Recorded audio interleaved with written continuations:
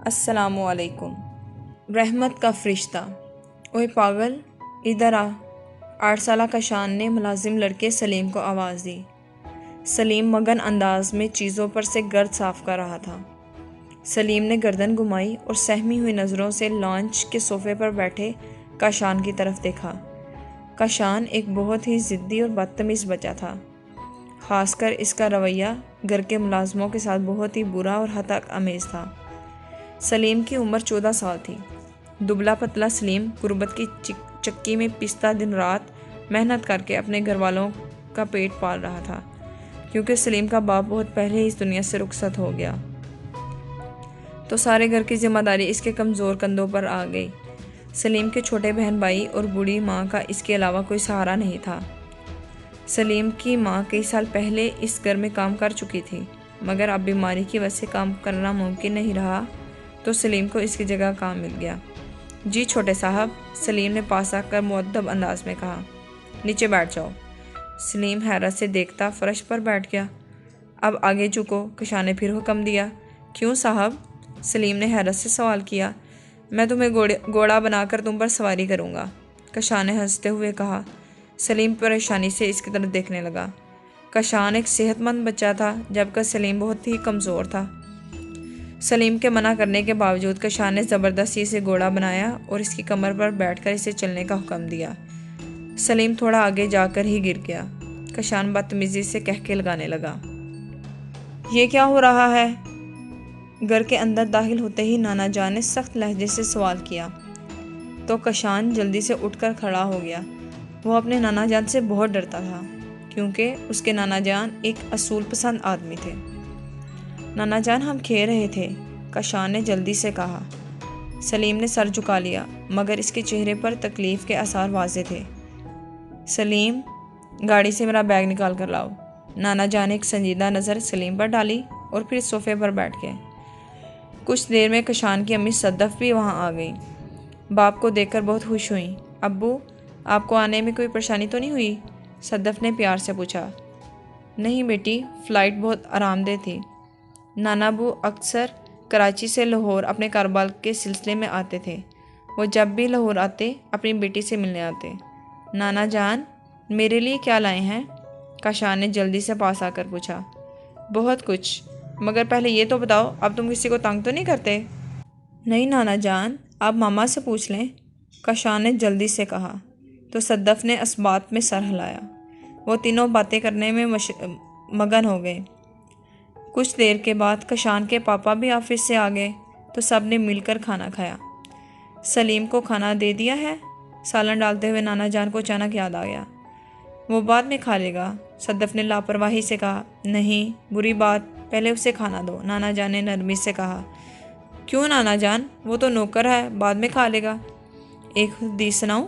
نانا جان نے نرم لہجے سے کہا۔ ابو ہریرہ رضی اللہ تعالیٰ عنہ سے روایت ہے، آپ صلی اللہ علیہ وسلم نے فرمایا، جب کسی کا غلام کھانا لائے اور وہ اسے اپنے ساتھ کھلانے کے لیے نہ بٹھا سکے، تو اسے 1 یا 2 نوالے ضرور کھلا دے، کیونکہ اسی نے اس کو تیار کرنے کی تکلیف اٹھائی ہے۔ نانا جان نے نرمی سے سمجھایا، تو کشان کے پاپا نے جلدی سے سمجھ کر سر ہلا دیا۔ صدف، آئندہ اس بات کا خاص خیال رکھنا، کشان کے والد نے سنجیدگی سے کہا، تو صدف نے بھی سر ہلا دیا۔ نانا جان کے کہنے پر پہلے سلیم کو کھانا ڈال کر دیا گیا، پھر باقی سب نے کھانا کھایا۔ رات کو کشان نانا جان کے ساتھ ہی سویا، کیونکہ نانا جان اسے بہت اچھی اچھی کہانیاں سناتے تھے۔ اگلے دن نانا جان اور کشان لاؤنج میں بیٹھے تھے، جب کسی بات پر صدف کو سلیم پر بہت غصہ آیا اور وہ سخت لہجے میں سے ڈانٹنے لگی۔ تم پاگل ہو، جاہل انسان، میرے اتنے قیمتی ڈنر سیٹ کی پلیٹ توڑ دی تم نے۔ صدف غصے سے بول رہی تھی۔ مالکن، غلطی ہو گئی، سلیم نے ڈرتے ڈرتے کہا۔ میں تمہاری تنخواہ سے پیسے کاٹوں گی، اب دفعہ ہو جاؤ یہاں سے، صدف نے غصے سے کہا، تو سلیم بھیگی آنکھوں کے ساتھ سر جھکائے وہاں سے چلا گیا۔ نانا جان افسوس بھری نظروں سے اسے جاتا ہوا دیکھ رہے تھے۔ ابو، جو ڈنر سیٹ آپ نے خاص طور پر اٹلی سے منگوایا تھا، اس نے پلیٹ توڑ دی، جاہل انسان نے، صدف نے پاس بیٹھتے ہوئے منہ بنا کر کہا۔ بیٹی، میں نے تمہیں اس ڈنر سیٹ سے زیادہ مہنگی تعلیم اور اخلاق سکھائے تھے، مگر افسوس کہ تم سب بھول گئے، نانا جان نے افسردہ لہجے میں کہا۔ کیا مطلب ابو؟ صدف نے حیران ہو کر کہا، بیٹی کیا میں نے تمہیں یہ تربیت دی تھی کہ تم اپنے ملازموں کے ساتھ جاہلانہ برتاؤ کرو؟ مگر ابو، صدف شرمندہ ہو گئی۔ کاشان غور سے ماں اور نانا جان کی طرف دیکھتا رہا۔ نانا جان، ماما نے کیا کیا؟ کاشان نے حیرت سے سوال کیا۔ وہی غلط سلوک جو تم اس دن سلیم سے کر رہے تھے، نانا جان نے سنجیدگی سے کہا۔ نانا جان، ماما اسے پاگل ہی بولتی ہیں، اس لیے میں بھی اسے پاگل بولتا ہوں، کاشان نے جلدی سے کہا۔ تو نانا جان نے افسوس بھری نگاہ صدف پر ڈالی۔ صدف شرمندہ ہو گئی۔ دیکھا بیٹی، بچے ہمیشہ بڑوں سے اچھی اور بری عادتیں سیکھتے ہیں۔ اگر تم اپنے ملازموں کے ساتھ اچھا سلوک اور زبان استعمال نہیں کرو گی تو تمہارے بچے بھی ایسا ہی کریں گے، نانا جان نے کہا تو صدف نے سر اٹھا کر باپ کی طرف دیکھا۔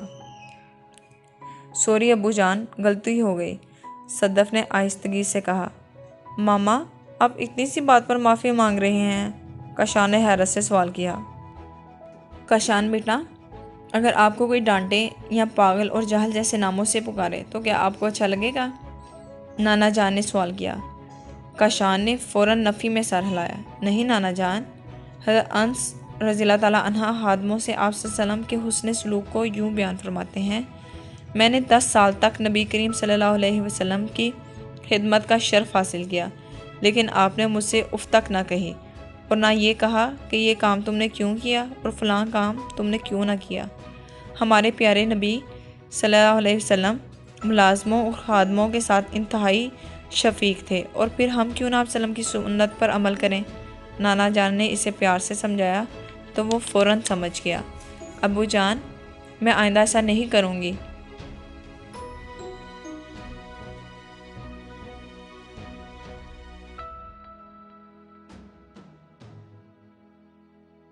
اس وقت سلیم چائے کی ٹرے اٹھا کر اندر داخل ہوا اور نانا جان کو چائے بنا کر دینے لگا۔ کاشان اپنی جگہ سے اٹھا اور سلیم کے پاس جا کر اس کا ہاتھ پکڑ لیا۔ سلیم کے چہرے پر ایک دم خوف کے سائے پھیل گئے۔ سلیم بھائی، مجھے معاف کر دیں، میں نے ہمیشہ آپ کو بہت تنگ کیا، کاشان نے معصومیت سے کہا تو سلیم نے حیرت سے اس کی طرف دیکھا۔ نانا جان مسکراتے ہوئے ان دونوں کی طرف دیکھ رہے تھے۔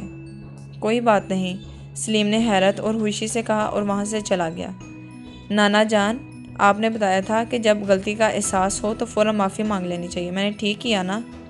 کاشان نے پاس آ کر کہا تو نانا جان نے فوراً اسے گلے سے لگا لیا۔ ہاں میرے بچے، تم نے بہت اچھا کیا۔ ہم سے زیادہ سمجھدار تو یہ بچے ہیں جو ایک بار کے بتائے اور سمجھائے سبق کو ہمیشہ یاد رکھتے ہیں، صدف نے کہا۔ اس لیے کہ بچوں کے ذہن سادہ کاغذ کی طرح ہوتے ہیں، اس پر جو لکھو گے وہ ان کی شخصیت اور کردار بن جاتا ہے۔ شکریہ ابو جان، آپ نے ہمیشہ ہماری رہنمائی کی، صدف نے کہا تو نانا جان نے مسکراتے ہوئے اس کے سر پر ہاتھ رکھا۔ یہ میرا فرض ہے، نانا جان نے نرمی سے مسکرا کر کہا۔ سلیم نے کام کرتے ہوئے شکرمندی کی نگاہوں سے نانا جان کی طرف دیکھا جو اس کے لیے فرشتہ رحمت بن کر آئے تھے۔ آج کی اس کہانی سے ہمیں یہ سبق حاصل ہوا کہ ہمیں اپنے ملازموں کے ساتھ حسن سلوک سے پیش آنا چاہیے، اور اگر ان سے کوئی غلطی یا کوتاہی ہو جائے تو ہمیں درگزر سے کام لینا چاہیے۔ شکریہ۔